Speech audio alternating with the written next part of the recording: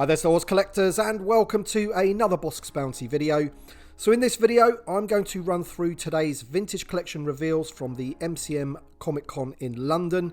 We're going to look at the high-res images, give you my thoughts, and of course provide you with that all-important pre-order information. I've literally just got back from Comic Con where I got to see the two reveals in person, and my first impressions are that they look great. They really did look really nice. So if you happen to enjoy the video, hit the like button, subscribe if you're new, and let's get into it. Okay, so first up, they showed off the previously pipelined reissue figures of Woof, Nikto, Kithaba, and Yakface, or Salt Murray, whichever one you want to call him. So they showed off those figures and the card backs with the 40th anniversary logo on them. Now what's interesting is later on, after the panel, we actually got to see them in hand, and I did ask to see the back of the card, and they wouldn't show us the back of the card because there is some other figures on the back of the card that they just don't want us to see just yet. I have no idea whether they're going to be more Return of the Jedi figures or what, but there are some characters on the back of those card backs which must be revealed pretty soon. So that's something to look forward to anyway. So we've got those 4 reissues, which are pretty cool. We got to see those. So that's good. And then next up, they revealed the speeder bike, which of course was previously pipelined, but we now know that the figure included is indeed carded. So it is a carded version of the Biker Scout or Scout Trooper. Now the figure itself has been updated from a previous release with an all-new head, which in my opinion is a big improvement. I always found that the head on the current Scout Trooper to be on the small side, so it's good that they've updated that.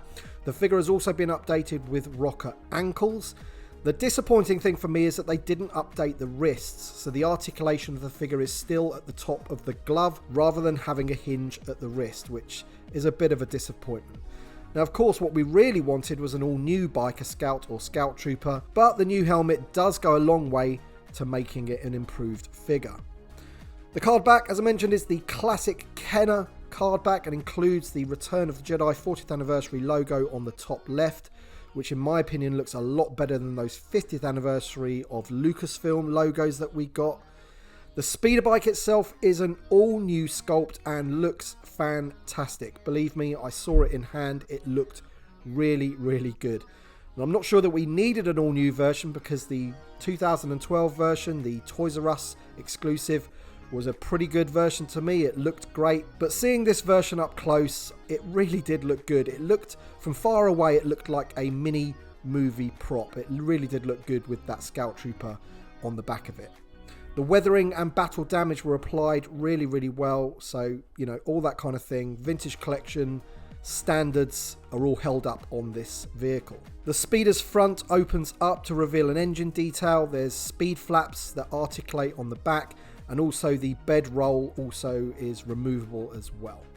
A stand is included which can be positioned in 3 different ways, which I thought was a cool extra feature. It really did look good on all 3 different ways that you can display the speeder bike. So all in all, a really nice set with the box kind of recreating the Kenner look and feel. Of course, they've gone for more of a diorama image rather than an image of the toy itself with like Chief Chirper standing next to it. I think that's what the previous Kenner version 1 looked like. But I like it. It looks good. It fits in with the modern vintage collection. And yeah, I just can't wait to pick up a couple. Pre-orders open up on November 1st at 1 PM EST, which I think will be 5 PM UK time as the clocks go back this weekend. Next up we have Paz Vizsla, or the Heavy Infantry Mandalorian. Now, I've already seen some comments online that the figure isn't bulky enough or big enough, but seeing it in person, I really didn't notice that at all. I thought it looked fine to me. We do have to remember that the Black Series version was based off of concept art at the time, and to me, this vintage collection version looks more accurate to the character in the show. Granted, he is a big guy, but I think the figure matches it, to be honest, and I think it looked absolutely fantastic close up. Honestly, guys, I really do not think you are going to be disappointed in this figure. It looked really cool. The figure is one of their deluxe figures, and I had it confirmed to me at the show that this figure will not be released on a card back in the future. Apparently, it's just too big with the bulky accessories. The packaging will use the Mandalorian logo and not the Book of Boba Fett, even though the figure comes with his shield and knife which he uses in the Book of Boba Fett. I guess the Mandalorian has more of a pull considering its popularity, and also the Mandalorian is the first time we actually got to see Paz Vizsla, so it kind of makes sense. The deco on the figure looks really good, and of course comes with his backpack, chain gun and some extra blast effects.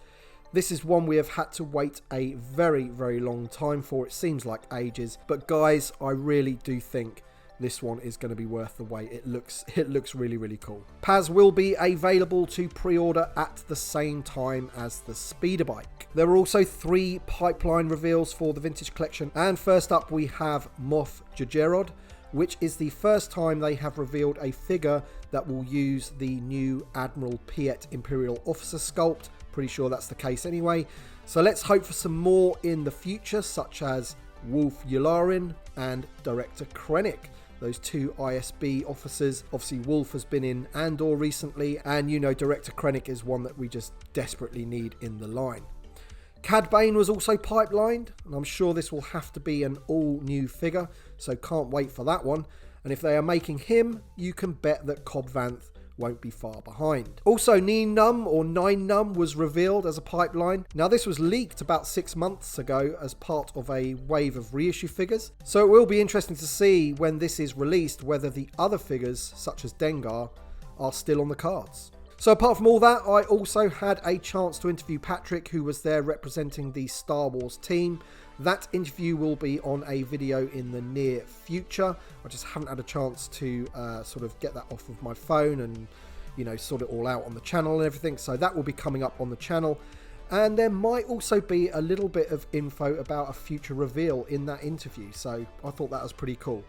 So there you go then, guys. Thanks for watching, and I hope you enjoyed my coverage on Instagram from the panel at London Comic Con. It was a lot of fun publishing that info out there for all of you guys to see. So thank you all for watching, and we shall see you on the next one.